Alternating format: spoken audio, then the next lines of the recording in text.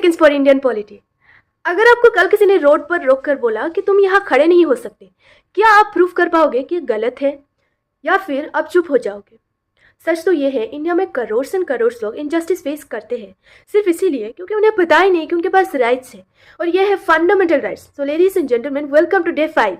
Equality, freedom, religion, exploitation, cultural rights और constitutional remedies जैसे rights किसके अगेंस्ट एनफोर्स होते हैं? यह है article 12 of the Indian constitution. यहाँ पर स्टेट का डेफिनेशन दिया जाता है, मतलब पार्लियामेंट, गवर्नमेंट, लेजिस्लेचर, फिर लोकल अथॉरिटीज़ और हर वो अथॉरिटी जो इंडिया के अंदर पब्लिक फंक्शंस परफॉर्म करती है। लेकिन जुडिशियरी वो स्टेट नहीं है, वो एक प्रोटेक्टर है। Article 13 of the Indian constitution यहाँ पर बताता है कि अगर कोई लॉ जैसे कि रूल्स हो गया, रेगुलेशंस हो गया, नोटिफिकेशंस और बाय लॉज जैसे इन राइट्स के अगेंस्ट गया, मतलब फंडामेंटल राइट्स के अगेंस्ट गया, तो वो ऑटोमेटिकली वॉइड हो जाएगा। अब आते हैं कोर पर, जो कि राइट टू इक्वालिटी।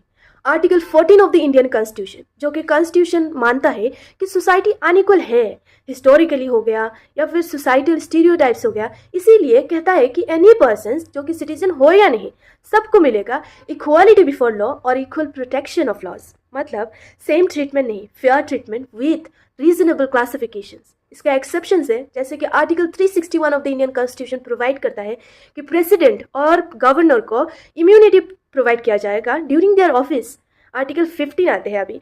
आर्टिकल 15 में बोला गया कि no discrimination on basis of religion, caste, sex, place of birth और पब्लिक प्लेसेस, इसमें सबके लिए इक्वल होगा।